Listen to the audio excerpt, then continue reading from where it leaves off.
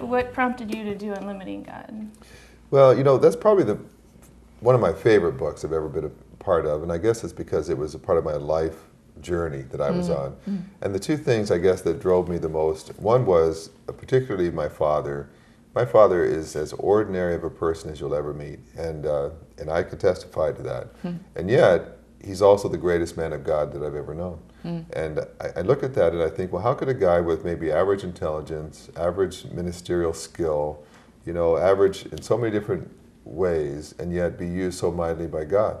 And I began to realize, well, it's only because he has a belief in God that just doesn't set any limits. That says, with God, all things are possible. So it's not that my dad just tries to dream up big things to do. It's that he just keeps saying, I'm just ready for the next thing God has for me. And it just keeps getting greater and greater.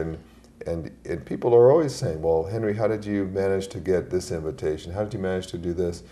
He would say, I didn't try to solicit any of that. I was just going about trying to be faithful, and God just kept bringing the next thing and then the next thing. And so I was seeing that just growing up in his home and working with him now.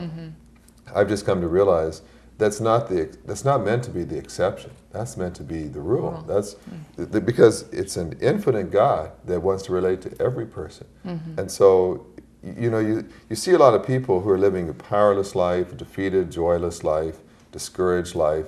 And then, but they say, but I'm serving, I'm following this all-powerful, infinite, all-knowing God. And you say, well, it sure doesn't show. You know, I mean, if you really are following him and he is that powerful, why does your life seem so powerless and so joyless and so directionless? And, you know, it's not that God gets around, you know, Superman to Krypton and suddenly he's kryptonite, he suddenly loses his power.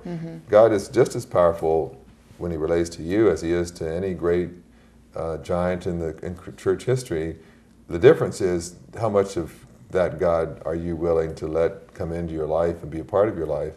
And what I came to realize was a lot of us just settle for just a fraction, just a tiny, just a scrap of what God could be to us. And we're content. And that might have been all the walk with God that our parents had or that our people in our church had. So I was just being religious like everybody else. I was probably doing better than a lot of people.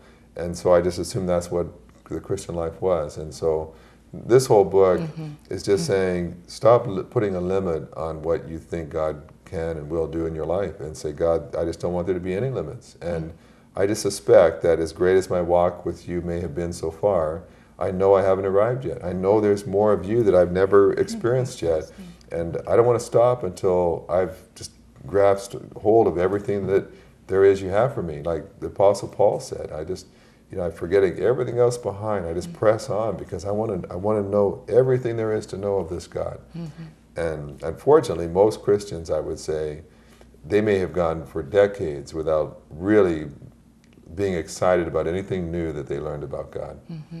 They might have just in their head had some new facts come along, but you know, if you ask someone, when was the last time you discovered something new and fresh about God that got you so excited that you wanted to go and call one of your friends and tell them? And you know, it might have been a long time, maybe never.